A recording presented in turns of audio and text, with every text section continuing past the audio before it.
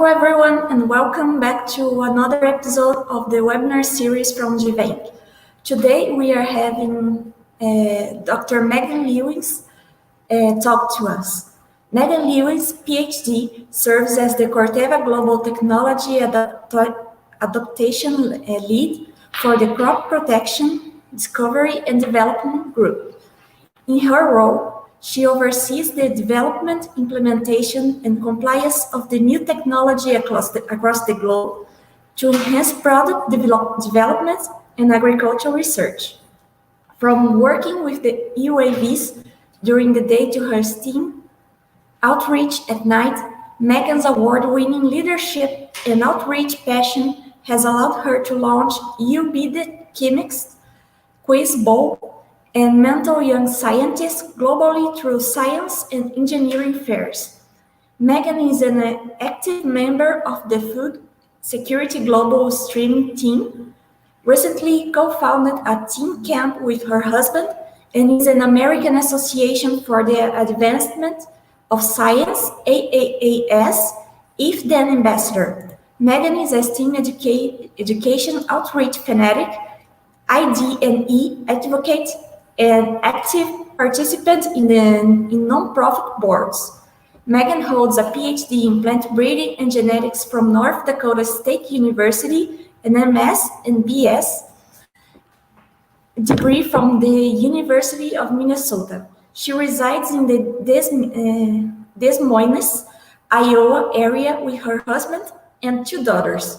The Lewis family enjoys camping, catching frogs, identifying insects, tumbling rocks, traveling, hiking, playing piano, and NTSU football. Welcome, Magan. You can start your presentation now. We are honored to have you here with us. Awesome. Thank you for having me. I am so excited to talk with all of you today and also get to learn about you and build together. And so today I'm going to focus on igniting your spark, and I hope that you all can ignite my spark too. And so I'm excited to build together. To kick off this webinar series on the next slide, you're going to see a little bit about what I do at Corteva Agriscience. And here I currently serve on the Crop Protection Discovery and Development team. And this is a great team where I focus on field modernization. I get to work as a global technology adoption lead. And so that means I drive the development, validation, deployment, compliance, and adoption of digital tools worldwide. Now that's my day job. I'm a mom always, and my night job is just STEM outreach and women advocacy and support. And as you can see, I just listed a couple of examples of how to always be green and growing and build your brand. And so I co-founded a STEM camp with my husband, Lewis Pathfinder STEM Camp. I'm currently an AAAS if-then ambassador. I will give you a couple of links later on. Definitely check it out. This is a program where they recognized 120 amazing women that are just frontiers in the STEM, science, technology, engineering, and mathematics fields. And we get to build together, work together, and really help others. If they can see it, they can be it. So this is a great program. I also serve on the board at the Science Center of Iowa and other drought council and different scientific committees, along with women's innovation, food security, and just different outreach. So this is just a quick glimpse of my passion for STEM. It runs deep. I had the honor of being on PBS, which is a national TV show to talk about genotype and phenotype. And stay tuned. I have so many more exciting opportunities coming up at the end of 2021 that I would love to share with all of you. And definitely just want to put a shout out. Add me on LinkedIn. Let's start building together. But this is just Dr. Magan in a snapshot. On the next slide here, thank you very much for the introduction. That was super awesome. And no need for me to do any of the intro because it was done perfectly. But I did include on here some links if you want to learn more about who I am or what drives me, what inspires me, what are my energy boosters. I did provide links here to learn more about through the If Then Ambassador collection. I recently was named as the 40 Under 40 Award in Iowa. So you can learn more about my family and myself and maybe get down to what my passion is and what really drives me. That interview was really detailed. And then I just recently did some podcasts and I had fun with it. My most recent podcast was the innovation of storytelling. And it's something that's near and dear to my heart, is that as a scientist, we sometimes get stuck into data dumps and we just overload the audience just with scientific data and facts. But what is the story? Why did we do the research? What is the impact the research has and what is the importance? So tune in to that podcast and start breaking away the innovation around storytelling when it comes to science and agriculture. So a little bit about me. I decided to do a graphic because I get asked a lot. They call us the relocation family. And I'm so grateful at my career at Corteva Agriscience. It has been so fruitful, dynamic, and honestly fun. My family and I, we've had 6 company relocations in 9.5 years.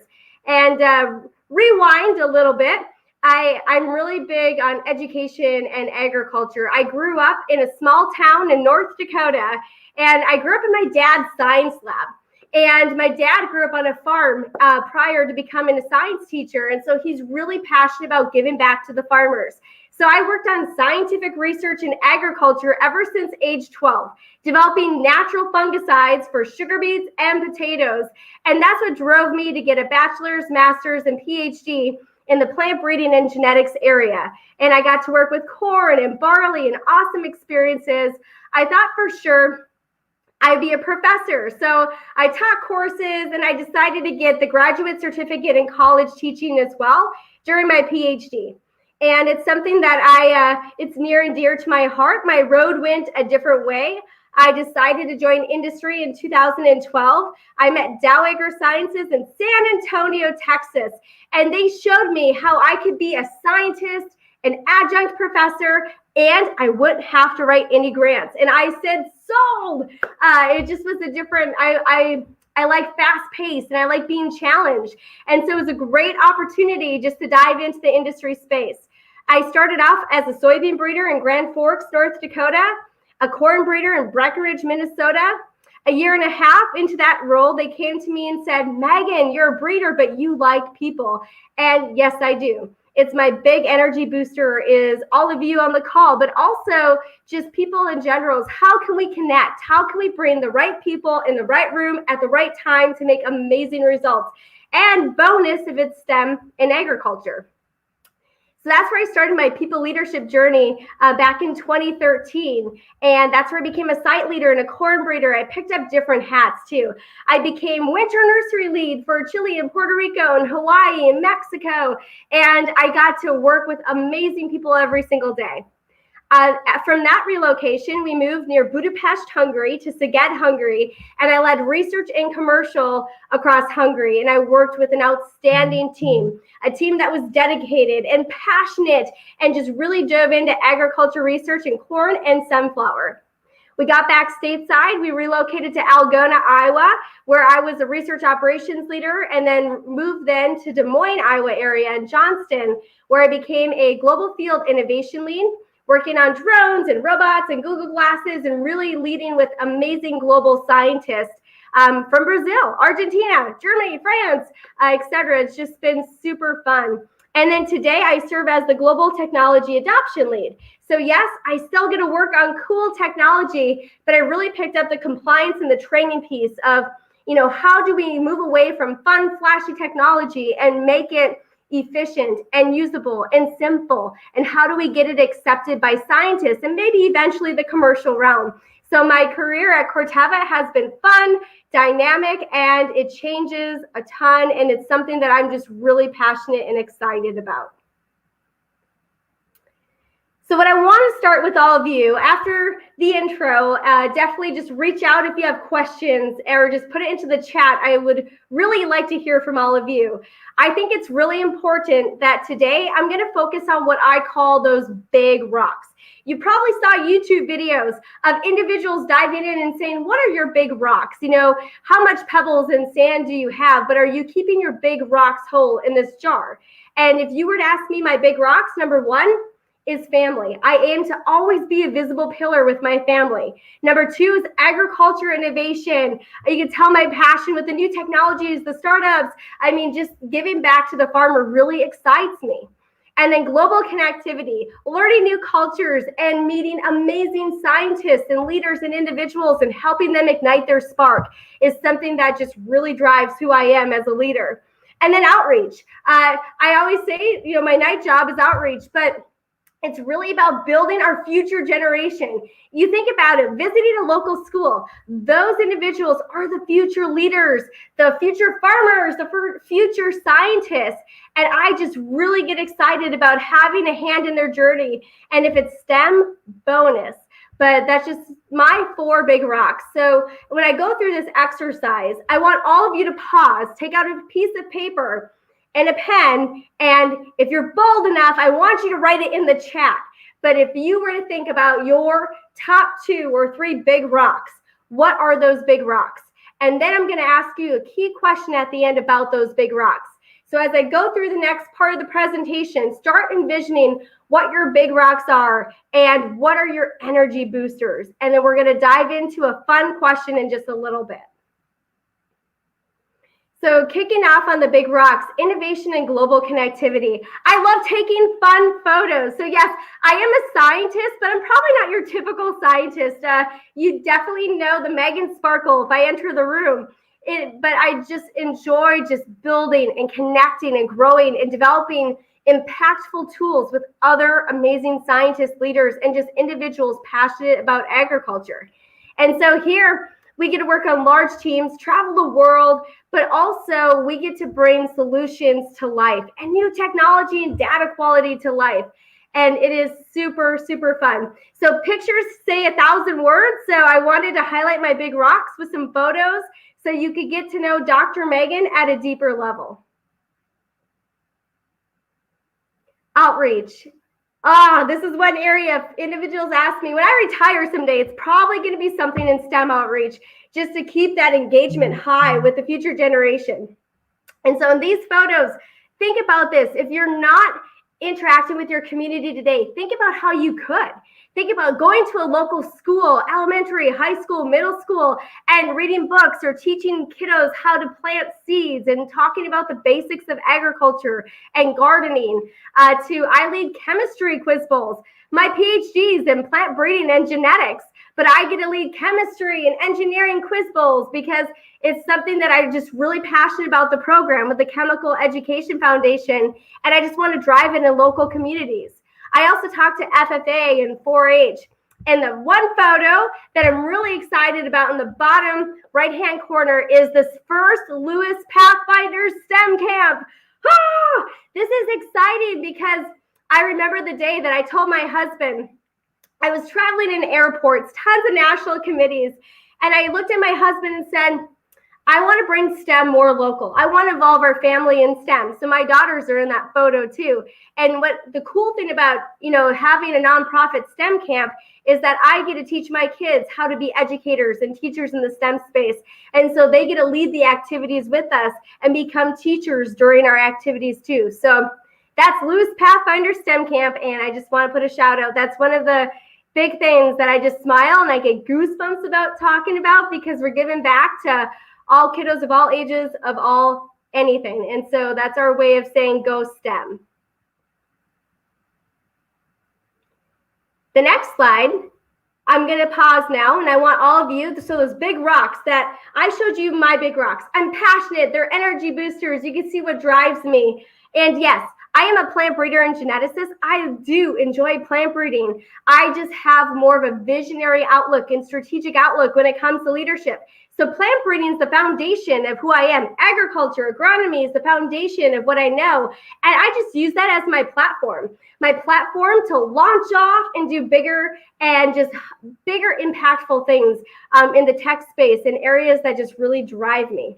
So if you're bold in the chat, please write down what your big rocks are if you want to share them with me, or if I get a bold volunteer. If not, that's okay. Mentally take a note. And then I want to ask yourself, are you living, polishing, or rebuilding your big rocks? And this question is critical. I failed, and it's okay to fail with that big rock section, is that when I didn't pause and I was constantly rebuilding my big rocks, I wasn't doing them justice. So you saw how excited I got about my family and about connectivity and innovation and outreach, etc. One thing I felt early on in my career was that I had to give it 70, 80-hour weeks. And then keep in mind, I'm a mom with 2 kids. And one thing I recognized right away is that, yes, I can have both. And I'm telling you, you can have your dreams and your goals, and you can do multiple things. And so just make sure that if you focus on your big rocks, you can prioritize better. You can become a better leader, a better scientist, a better graduate student. So really take time to write your big rocks down and ask yourself if you're living, polishing, or rebuilding. And if you're rebuilding, that's time to really construction zone, figure out your key priorities in your current life and also your professional and personal life too. So the key lessons today, when asked to talk about soft skill sets for scientists, something I'm really passionate about is what are key lessons that you all can take away from today's webinar. And this is the Dr. Megan twist. So I always challenge individuals to be bold. And I know I'm an extrovert, so it probably comes easier, but I'm just saying that bold can be different in so many different avenues. And what you are in the driver's seat of your career. So bold means saying yes to an opportunity outside of your comfort zone. Bold means asking somebody on LinkedIn to have a virtual cup of coffee and get to know somebody that really inspires you. Number 2, build your brand. Lead by example and polish, not rebuild, but polish your big rocks. And that's something that it took me quite a bit. And once I started just polishing my big rocks and not constantly rebuilding them, life is fun. Life is great. Life is good. And so build your brand. What do you want others to know about you when you're not in the room? That's my number one thing, is build your brand. What legacy do you want to leave in the agriculture space or plant science or space or leadership space? And that's where you begin your journey of brand building. Embrace mentorship. Make every interaction count. Now, mentors change throughout the years, and it's different people, and that's okay. It's actually awesome. My key mentor growing up, 3 years old in my dad's science lab, I looked up to my dad tremendously. Life happens. My dad passed away unexpectedly from a brain aneurysm in 2013. And then I started looking at mentors a little bit differently and identifying new mentors, whether they were in agriculture or science or finance or somebody outside of what I do. And those mentors keep me grounded. So I challenge you to find 3 new mentors every year, and I challenge you to pay it forward. Start mentoring somebody that you are excited about and that you want to help pave the path and ignite the best version of them. And so mentorship is really key. And then one thing that I cannot say enough for scientists especially, and I get it, we're excited, we're proud, but being humble is so critical. You unleash the power of openness and trust with any team that you interact with. If you admit mistakes and you continuously learn.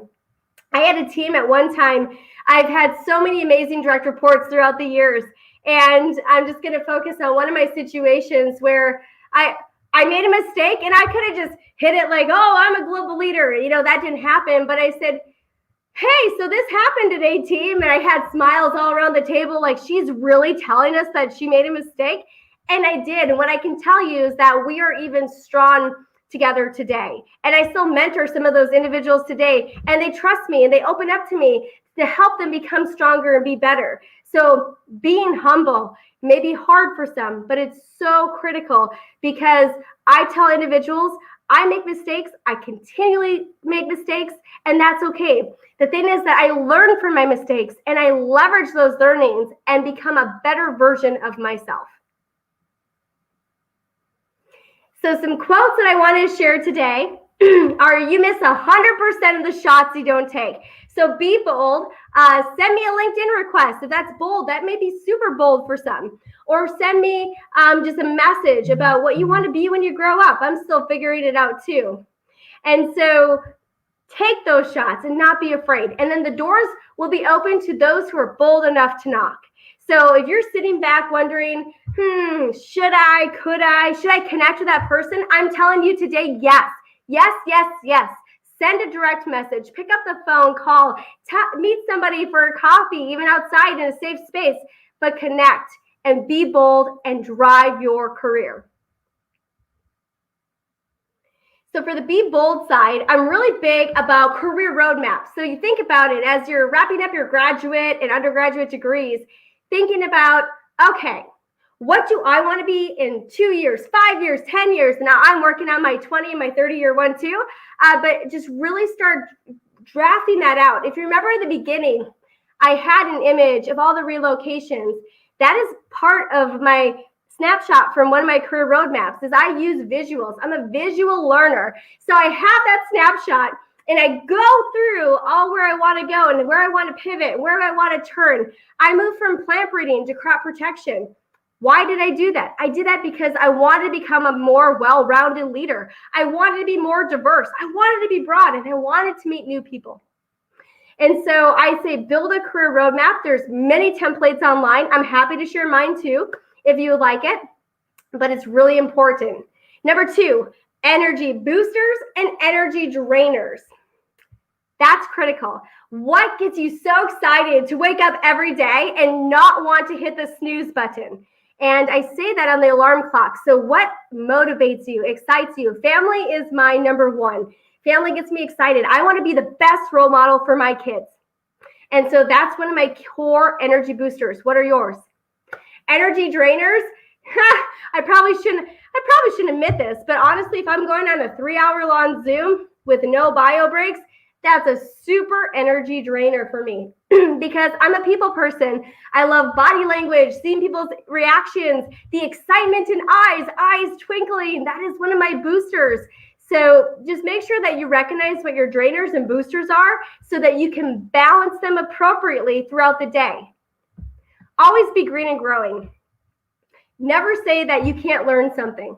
And that's so critical. I always say that in every role, in every new position I take, I need to be green and growing. I need to be ready for the next adventure. I don't want to be on the vine, brown and dying. I need to be green and growing from a plant perspective. And that means I want to learn. I dive into new topics. I'm learning about artificial intelligence. I'm learning about robotics. I'm learning about engineering. I'm giving a keynote speech coming up in March of 2022 on engineering. I'm not an engineer. Maybe someday honorary engineer, but it's an area that I want to dive into more because that's where agriculture is moving. So go find something new, study it, and dive in. Say yes. And I told the students ahead of time during our awesome, beginning conversation. But my assignment to all of you listening is say yes to an opportunity outside of your comfort zone. And then number 2, if you're bold, send me a message on LinkedIn or an email and tell me what you did and what you learned and what it made you feel like, because this is where we grow and this is where we build together. So say yes to one opportunity outside your comfort zone, and I'm excited to hear about it. Branding is so critical. When most build their brand, they think about, I know what my brand is. But this quote is so important. Your brand is what other people say about you when you're not in the room. So really think about that. What do you want your legacy to be? What do you want people to know you as? An expert of what? Passionate about what? Driven about what? And this is where the brand building begins. And for scientists, looking at jobs outside, after you get done finishing up your degree, you have the data dump, you have the journal articles going on. That's amazing. But what about you? Now really focusing, because when you're happy and you're passionate and you're driven, you're productive, and the team's productive, and the company's productive, or university's productive. So build your brand. So build your brand. I say you need to be an influencer. You need to voice your value. This is uncomfortable. Believe it or not, this was uncomfortable for me in the beginning of my career. I felt that I had to be robotic. I felt that I had to blend in. Adaptable is good. You need to be adaptable. But one thing I have to say is that I had to turn that mindset around and really start driving what's my value and voicing my value and what I want to do when I grow up. Perform a gap analysis. I do this a lot, and I do this with my key mentors. I send surveys out, and I ask them to tell me what they think my brand is. What are my core principles? When you hear Dr. Megan, what do you think of? Immediately, the first thing that comes across your mind. And I do that because I finely tune my brand to make sure that I'm staying fresh, I'm staying true, and that it's actually, giving off what I want it to give off for others and how I want to interact and meet with them. So always capture feedback, build, grow, learn. Figure out your career aspirations. This may change at different points in your career, and that's okay. That's where you go back and you finally tune your brand. But once you get your career aspirations figured out, make sure that it's embedded in your elevator speech. Assignment number 2. I don't know if we're going to invite Dr. Megan for webinars anymore. But assignment number 2 is tell me your elevator speech. When I ask you, hi, I'm so-and-so, so what do you do? What is your 20-second elevator speech that's going to wow me? Tons of literature out there shows that 7 seconds is so critical. The first 7 seconds that somebody gets to know you, that they make a decision about what they think, who you are, what you offer, what your impact is. So think about that elevator speech and start drafting that today. Expand your connectivity, meet with others, but most importantly, we can talk about it at the end, but be you. You need to be the best version of you. And that means that you're happy, you're satisfied, you're passionate, you're driven, and you persevere. So always be you. And I even tell my children that every morning before they go to school or go play, or we go and we do nature hikes. We are STEM science family. So we always do a bug hunt right away before I start work, in the nice weather, not the snow, the summer months. And I look at my daughters and I say, oh, be awesome, be great, be kind, be, and then they say, me. And I say, no, you need to be you. And that's what we do. So then it gets them excited in their mind around that it's okay to be themselves and that they should rock who they are. So be you. It's super critical. Every interaction matters, and make every interaction count. I gave a lecture not too long ago and somebody said, Megan, is this not tiring? I mean, for some people, this might be draining. So I'm challenging you to look at this, that interactions are key, and how you keep those interactions alive and making them count. You can be creative. That could be a LinkedIn message, an email update, or if you were an intern at some industry or university, just sending hey, check out what I did at the end of the year, a year video. I got one the other day and it was phenomenal. One of our interns from a while back did a video to document what they're learning about, their research, what they're diving into, how they're growing as a person. And so instead of getting lost in mounds of email or direct messages, I watched this 2-minute video and I said, yes, yes, yes. And it kept their name at the top of my mind about networking. And also I just remember, and I had a smile on my face because it made me remember the time when that person was an intern with me. And so I just say, make every interaction count, but be creative in this space. It doesn't have to be tiring. It should be fun. It should be energizing. And it should be what fits your personality style. So be humble. That one is so critical, as I talked about before, is, hey, I make mistakes. I continue to make mistakes. And I'm telling all of you today that that is okay. Now, it's about admitting those mistakes and how are you growing from them? How are you leveraging those learnings and making sure that the same mistake doesn't happen again, but how are you building and becoming a better, stronger individual? And how are you sharing that information to help others to avoid making that mistake or help others grow as well? Knowledge is power. Build together, and most importantly, especially in today's world, be supportive, transparent, and kind. As I told you, I tell my kids every day, be awesome, be great, be kind, be you. So be kind is so critical too. And empathy will take you so far in the workforce. And I love to come back, talk about genetics and plant breeding, but I'm super excited. I was invited today to talk about the soft skill sets and the teamwork and this workforce future skill sets, because it is so critical and such a large part of who you are and what impact you're going to have on this world. So because I heard graduate students were excited just about interviewing and seminar, I thought I would share today some, I call it interview survival essentials. And I'll have seminar survival essentials. And again, this is Megan's opinion. This is my opinion. But some things I picked up along the way, just recently meeting a company, the STAR principle is outstanding. So when you're interviewing, if you haven't heard about STAR, STAR, Google it, learn about it, and use it. It has made me a stronger leader, a better person, and I just live by it, even in my daily interactions. This is where you have situation. What's the task? What's the action? What's the result? So every story that you provide in your storytelling journey, you're going to have a result. You're going to have an impact. Boom. STAR. Number one recommendation. Be humble. Like I said before, it's so important that we admit mistakes and that we share what we learned about it and we build together. Build your brand. I'm so excited to hear from you about your brand and your about statement on LinkedIn, but be you. Voice your value. Step outside your comfort zone. But most importantly, while you highlight your technical skill sets, genetics, breeding, agriculture, engineering, make sure that you highlight those non-technical skill sets. Team player, driven leader, passionate, stuff like that. And how can you have metrics and examples around that type of activity as well? And then I tell individuals, prepare. Make sure wherever you're interviewing, you get to know the company, get to know the recruiter, get to know the culture.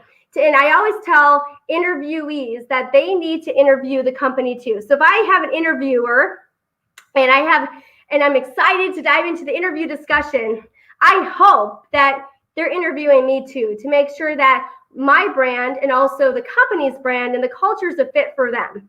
And so that's just a couple of interview survival essentials you can print off, one-page document, and put on your desk and have by you at all times. For the seminar side of it, on the next slide, we have seminar survival essentials coming up. And for these, I'm going to challenge all of you to utilize a different teaching method every 15 to 20 minutes. I've been in so many seminars and webinars where we get into the comfort zone and we use the same teaching method for the entire hour, 2 hours, 3 hours, however long it is. But what I'm telling you is that we all learn differently. We all absorb information differently. So you may be able to do a data dump for part of it, but make sure that you're visual. Make sure you're telling a story. Make sure you have visuals or interactive exercises embedded into your seminar that keeps the audience alert, excited, engaged, and empowered to want to learn more about you and your research. I always tell my mentees to prepare for 10 tough questions because usually you're your toughest critic. If you sit down and you have your 10 toughest questions ready to go, most cases, maybe 80% of the time, you're not going to get a harder question than what you identified in those 10 question analysis. But also be prepared to say, I don't know, but I'm excited to explore further. I'm excited to find out and connect with so-and-so. Always show a continuous learning mindset. Identify and be receptive to the audience and pay attention.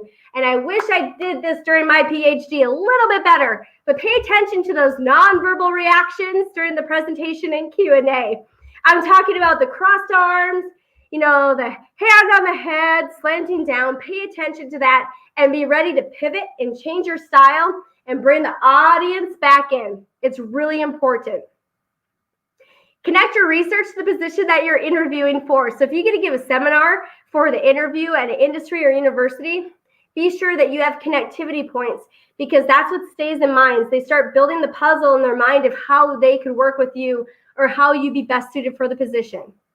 And storytelling is key. I gave you on slide number 3, I think it was, my podcast. I just did a podcast interviewed with Untold Content, an amazing team, and we're diving in and unraveling the innovation of storytelling because it is critical. Avoid the data dump and start telling me a story, the whys, the impact, and also the solution. And think about the power of changing data dump to storytelling, of getting the community, your scientist, your program, your university, industry excited and ready to support and advocate for you, but also support and follow the mission of the research that you're going on. So it's really, really important. Storytelling. I could lead a whole lecture on storytelling and happy to do so because this is something that I think we need more of. So storytelling. So when asked about the workforce of the future, again, this is my opinion, but areas and skill sets that maybe we don't think about that are critical, that are actually becoming more critical, and empathy. Empathy is number one. I also say advanced communication. And most people ask me, what's advanced communication? And that's a great question. And so that means that you're able, for example, in my case, talking to farmers at 7 a.m., pivoting, talking to investors at 8 a.m., pivoting, talking to scientists at 11 a.m., pivoting, and talking to different leaders, and keeping the excitement and momentum and the connectivity and building blocks all fresh in my mind, but being able to change my communication style the best for the audience that I have in front of me. So target audience and your key stakeholder identification is key. Negotiation, complex information processing, taking things from different, we're all scientists. Most of us are scientists on the call. So really taking this to the next level from a team-centric leadership approach. Creative thinking, challenging the status quo is so important. Technology forecasting, not worrying about what are we working on today? What sensors do we have? What drone technology, robotics? No, put a big X. What is the future? What do you see in 5 years, 10 years, 15 years, 20 years? How are we going to transform agriculture? And how are you going to be a part of that transformation? That's the exciting part that I want to see from the future workforce.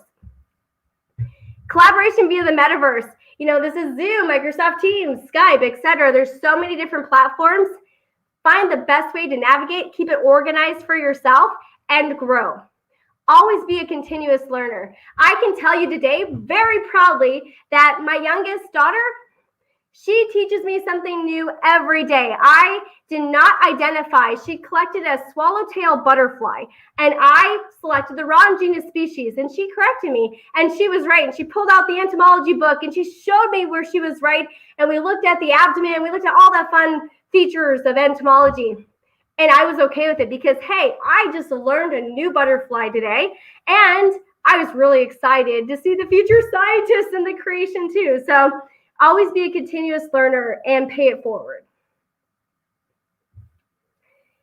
So we did a big rocks exercise. I didn't see any of the comments come in. Oh, there we go, got comments, but I might need help on some of those comments, so that's awesome. But we'll capture the comments and questions towards the end. So here we go with the LinkedIn exercise. So remember we did the big rocks exercise. Tell me your big rocks. How are you polishing? At the end, we'll cover them in Q&A, hopefully, because I want to hear from you. And then LinkedIn exercise. This is where you all have your chance to practice the power of storytelling. And this is where you can use this in your classroom, and you can use this if you're just in a coffee chat or with your colleagues in your graduate student environment. But, figure out how you're going to build your brand. And when I say brand on LinkedIn, you see those words underneath my name? It says Global Ag Tech Lead, Visionary, Influencer, Advocate for Women and Youth, IFTHN Ambassador, 40 under 40. What are your key words? Are you a tech enthusiast? Are you a agriculture frontier? Are you a trailblazer? Tell me what that is and pick really descriptive. And I want make it fun. Tell me a little bit about your personality in those statements. And so this is an activity that you could take into your classroom and do with your students, or also just do with your colleagues. And I recently did this exercise with my coworkers, and they said, "Oh no, Megan, another exercise." But it was really important. So what we did is I sat down and I picked 2 or 3 at the end of a meeting, and I said, let's build your brand, or let's look at your LinkedIn. And it was fun. We were able to help each other pick really descriptive words of who we are, because sometimes hearing it from others is better because you come up with ideas that you didn't think about before. So on the next slide, this is where the exercise kicks in. The about statement, in my opinion, is so critical. It's one area that I look at really intently because it tells a story. This is my about statement. I change it every month too to stay fresh and continue green and growing. So give me feedback. Tell me how I could better improve it to tell you who I am and what I do and what I'm passionate about. But this statement, tell me a story. Are you a first generation student? Did you grow up in the farming community? Did you watch your great grandfather harvest crops or plant corn? Or what is that core moment that you had where you said, agriculture is for me, science is for me, I want to make a difference, and this is how I want to make a difference. And this is where you put it in the about statement. Tell me your background, tell me what you're doing now, and then tell me what you want to do with it. Where does the inspiration come from? Don't tell me what courses you took. We all know that tons of courses are needed, but instead tell me how you're applying that knowledge in critical thinking, and tell me what you're doing with that knowledge to better feed the growing population or to enhance science and produce results that come back and impact communities, organizations, universities, and industries. You got this. Fun exercise, hard to do in a webinar on YouTube, but use this exercise. So focus on those core words, focus on helping each other, revise your about statement, and be you, and be great. It's a great exercise. So with that, I just want to say thank you, and I hope we could dive into questions and talk further, but definitely connect with me on LinkedIn. I'd be excited to have a virtual cup of coffee with all of you to dive into the topic further. I gave the LinkedIn updates there, Instagram handle as well, and also my Corteva email. And I just want to put a plug in there that just don't lose the spark that makes you you. It's okay to challenge the status quo. Yes. So guess what? I'm a scientist. I'm a global leader. I'm a mom. I'm an aunt. I'm a sister. I'm a wife. You can be multiple things, and you got this.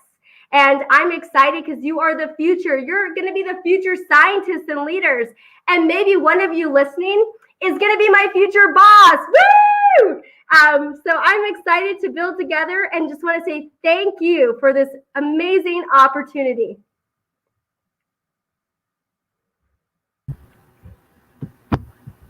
Thank you, Dr. Megan, for your amazing presentation. It was very interesting, very enlightening, and very energizing. So now we'll have some questions from the audience. The first one is from Sandro Ricardo Fusato. You believe the family is in danger or undergoing attack? I'm so happy to hear you talk about family as number one. How to balance family and career? That's a great question.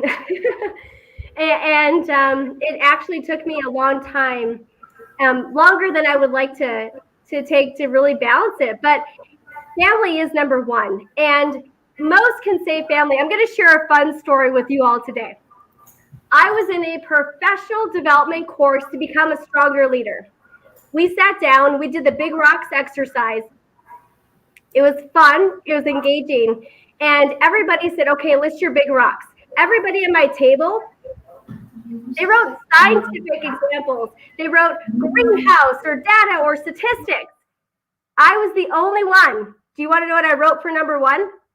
I wrote family. And this was the time and the place and the point in my career where I just said, enough is enough. Family's number one. I'm going to start being the trendsetter. And I stood up and I gave my presentation and I got a round of applause because I said, let's be real. What's number one? Number one is my family. They're the reason why I wake up every day. I want to be the best role model for them, but I just don't want to have a piece of paper that says, yes, I have family. No, I want to be a visible pillar. What that means is that I am active. So I have a couple of ideas for you, things that worked for me. So work-life balance is really hard. I call it work-life juggling. I keep the glass balls in the air and the rubber balls can bounce up and I'll grab them again. I'll keep juggling in the air, but I always focus on my family. So there's some core things that I just don't let break. And one is family dinner time and also family time after work. We all have to unplug. We are human. We need a break. We need to refresh and relax and recharge. And one thing that I do is I have a tote, a plastic box located outside of my house in the garage. And at the end of the workday, I have two phones. I will take my work phone and I will put it in that tote and I actually lock it and I go into the house. So I don't get tempted. I don't check email. I don't check text messages. I don't check anything on my electronic device because my focus is 100% on my kids. You know, whether we're looking for insects or jumping on a trampoline or we go swimming in a pool, my focus is on them. And I don't have this distraction and this constant burden of, oh, I have 100 emails coming in and I have all these Zoom meetings. I have to check it. No, you don't. It can wait. What can't wait is your family. Life is short. Make every interaction count. And that is my one thing I want to say. So work-life balance is different for everybody. I'm a juggler, maybe more than a bouncer, but what I do is I make those moments that I view as critical and my family view as critical count. And so I challenge you to find a way to make those moments count today too, and every day.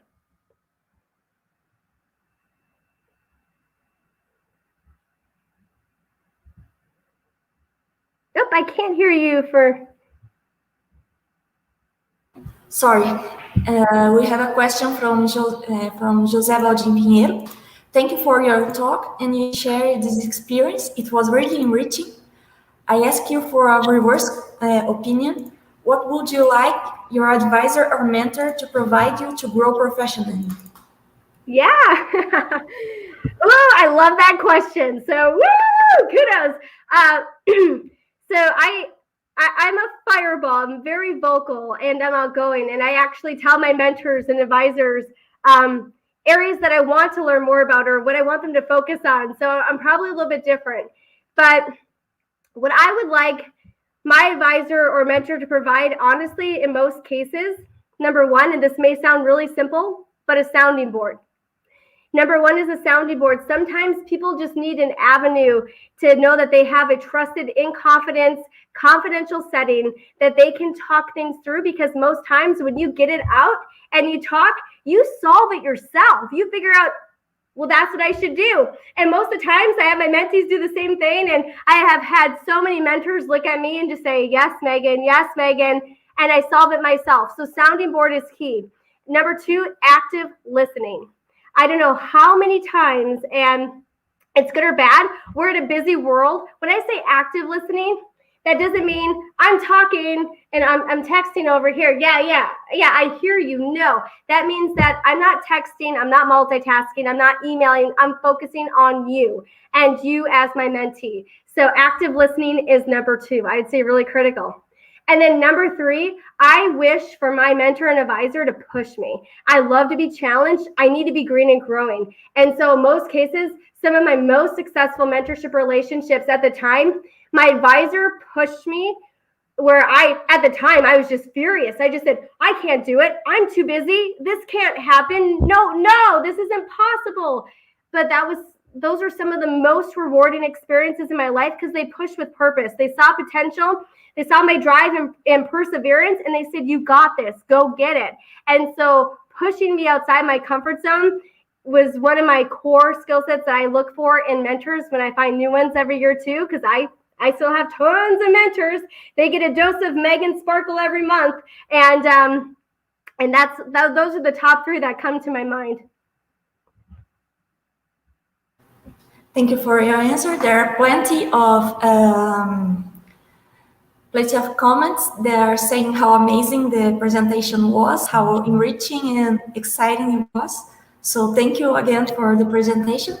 And for the next question, we have a question from Patricia Braga. I saw you have a lot of awards, some of them are in leadership, confidence, and inspiration from people. Do you think these characteristics were always yours, or is it more due to practice? And also, a continuation of the question, and what tips you have for someone who needs to improve these characteristics? Awesome question. So yes, I do have leadership awards. I also have scientific awards too.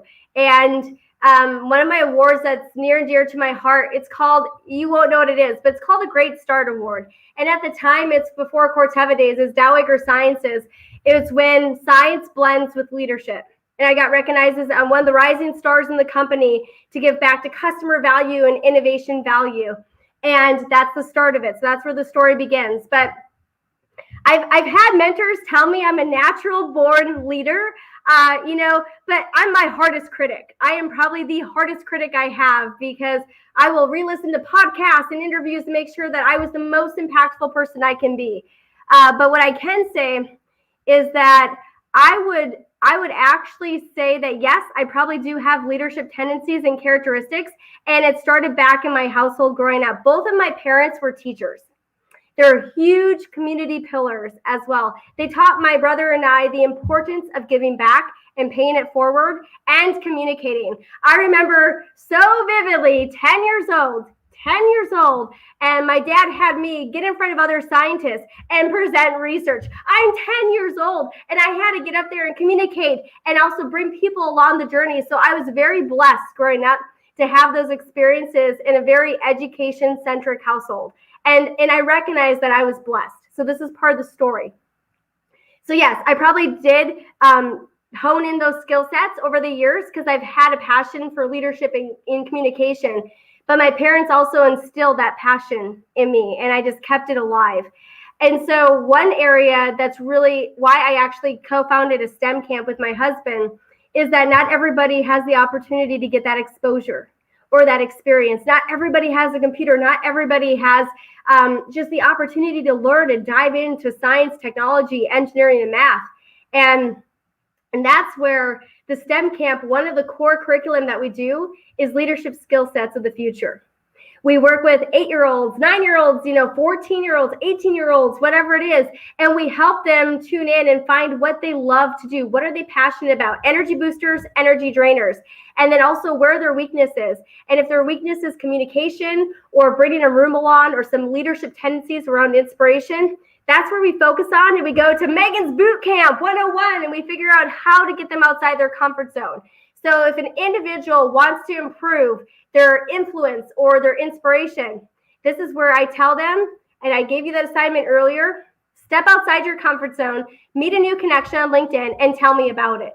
And then also do an activity outside of your comfort zone and tell me about it. Because then if you reach out to me, I will connect you with one of my network individuals as well, and I'll take it to the next level. And we'll keep doing this tree to build you stronger, get you more confident, get you better. When it comes to inspiration and leadership, you all are going to laugh. I'm going to give you a little bit of Megan's secret sauce right here, live. Power pose. Do you know what a power pose is? Power pose, it gets you in the mindset. And my power pose, I step here, I have my hands on my hips, I look in the mirror, and I'm like, you got it, Megan, you got it. You have to make sure that you cannot convince a room to want to follow you if you don't believe in yourself. So you need to believe in yourself, voice your value, and build. And those are some of the key things is, yes, it does take practice, but I've always had a passion for leadership and guiding a room. I mean, ever since I was in high school, the top student, I was president of the class. I could tell you tons of things.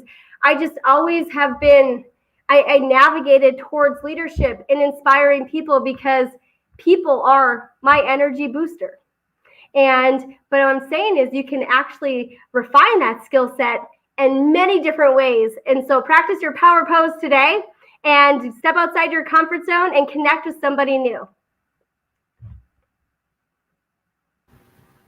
Thank you for your answer. For the next question, we have a question for Maria de Oliveira. You told us about how important is being a good storyteller.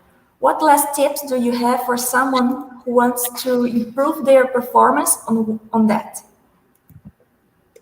Woo! That question excites me because, yes, you caught a very important thing. One of the newest things I added into my webinars and lectures, storytelling.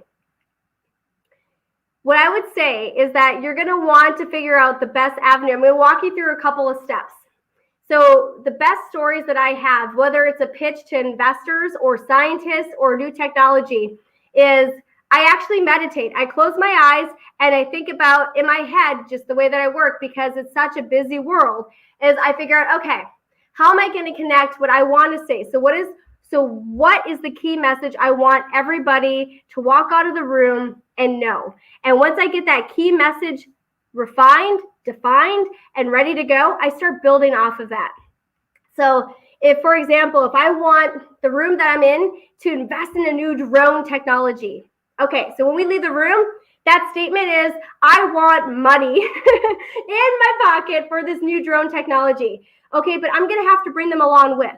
So the beginning stage of that is really around telling the story. What does this drone technology do for us as a company, for farmers, for commercial? How do I build that connectivity and show the importance in the background research? Dive in to statistics, facts, and metrics, what this technology can give to the bottom dollar or whatever story that you're telling. And the end of it, drive home the importance of what you want that message to be. So if I had to summarize storytelling, it's all about really prioritizing your content. What do you want the audience to walk away knowing? And get that statement, bold it, underline it, highlight it, and don't go far away from that. Number 2, simplify. Simple, keep it simple. And what that means is that the simple stories that have pauses and active listening are ones that just stand out. And so I would say content, get that statement defined, explore ways to keep it simple, explore ways to build on the front end, the intro and the outro, I call it. And then make sure that your punch ending statement in your pitch leaves everybody with wanting to believe in what you're pitching or wanting to invest in what you're trying to sell. So I could do a whole lecture on storytelling, and we can, if there's bold volunteers, I could pull them out. We can learn about it together. But I actually do an exercise with a local university where I start with something fun. I said, what's your favorite fruit? So what's your favorite fruit? Not to put you on the spot. It's an easy question. What's your favorite fruit?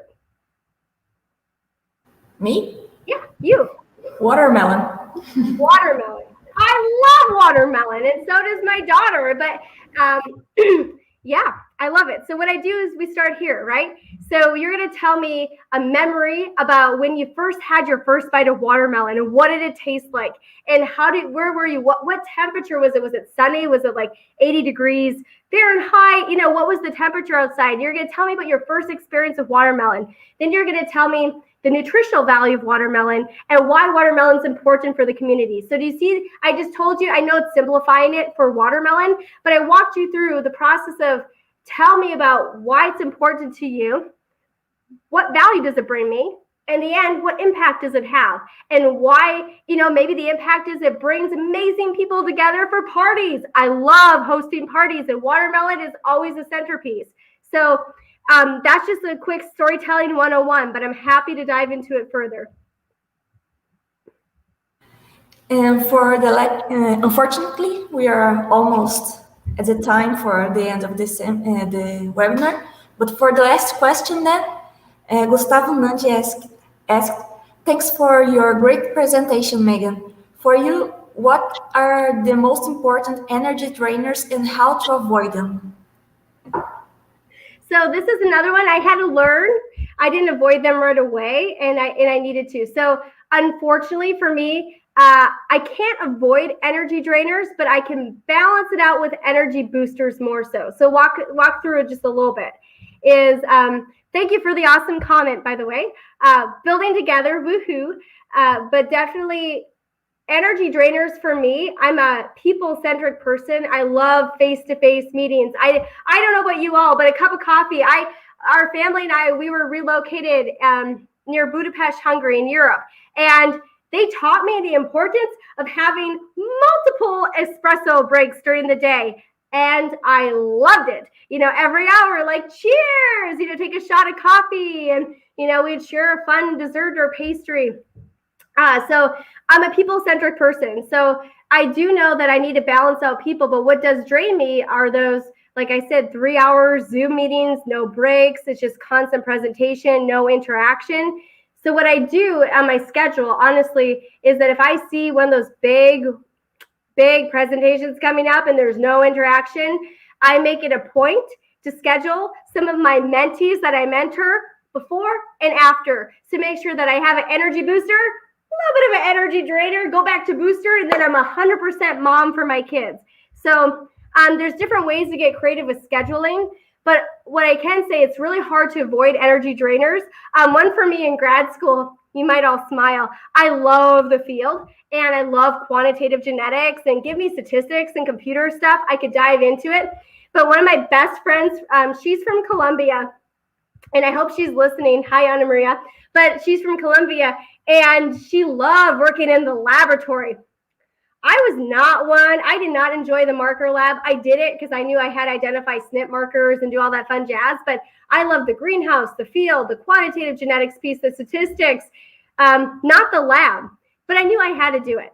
So a way that I balanced it out is I made sure I went to the field or the greenhouse before I got stuck in the lab. And afterwards, I made sure I had a fun interaction with my good friend to make sure I ended my day perfectly. So can't really avoid them sometimes, but what you can do is get creative with scheduling to make sure that you have all the energy boosters you can to be the best version of you. Thank you, Megan. Do you have a time for another question? Sure. So the next question, Johan Torres said, congrats for your excellent lecture, Dr. Megan. How do you maintain your energy to work a lot, make an amazing lecture, and also take care of your family? Are you an alien? Ha ha ha, you're the best. That's awesome. I chuckled. So, it's my personality shining through, but you said the word alien. I make the best dolphin animal noise ever. I'll share it with you. Are you ready? So there you go. But no, definitely, I'm human. I'm pinching myself now, right? What I can say is thank you for the awesome comment. I hope you connect with me on LinkedIn. That's fabulous. But yes, family is number one. So when I say that, I just don't say it to say it. I actually do mean it. So I schedule, working from home actually allowed me to focus more on my family too, because I got creative. I have meetings tonight until midnight my time with my China colleagues in Japan and New Zealand. Super excited to connect with them. So what I do is after the session today, I have 3 hours uninterrupted of family time. So I just make it a priority. And what I do is that every day, every week, my husband and I sit down. We're like, okay, do we have swimming? Do we have different activities? Where do I need to be? I always make sure that I have one-on-one time with my kids, one-on-one time with my husband, because that's important too, I found out. And then also just one-on-one time with the whole family in general. And I can proudly say I'm getting ready to head on vacation in September, and we're going to be gone for a while. No phones, no electronics. We're actually going to a place where phones don't work. So don't get upset if you LinkedIn me in September and I don't respond right away, because I am truly disconnecting, but I'll make a message on LinkedIn about disconnecting. But definitely not alien, but I was not perfect at it right away. I'm going to tell you a failure story is right away. I finished my PhD. I joined into the field. I was working 80 hours a week. I had 2 babies. I mean, my husband, I couldn't do it without him. He left his full-time job to be a stay-at-home dad. And he was my relocation assistant, 6 moves in 9.5 years overseas throughout the States. I couldn't do and be who I am today without him, number one. So having a support network is key. So that's one advice I would say is find your cheerleaders and your supporters and make sure that they're fueled and ready to support you. And that's really, really helped me. And then number 2 is prioritize. I thought things had to be done away, but one thing that's been really liberating for me the last 2 years is that it's not about the number of hours that you put in. In industry, you can fall in this trap super easily. It's that, I got to check in at 7 and check out at 6 and log back in at 10. No, it's about the quality of work that you produce. It's not about the quantity. So one thing I can challenge you is go through your schedule, make sure that your priorities and big rocks are highlighted, and maybe move off some of those items that are, this is not critical, business critical, urgent, emergent. Draw the quadrants out and make sure that you're prioritizing effectively too. I was not good at it for about 5 years, so a long, long time. I'm getting better and I'm improving every day. I'm not perfect, but I'm getting better. So that goes back to continuously learn, continuously fine-tune, and continuously build you. Thank you, Dr. Megan, again for the amazing presentation and for the answers as well on the questions. We hope we get the opportunity to have you again in some other event. In person, right? Woo! Hopefully, after everything is solved. So, thank you for the presentation. And for everyone else, we hope you tune again for our next episode of our webinar very soon.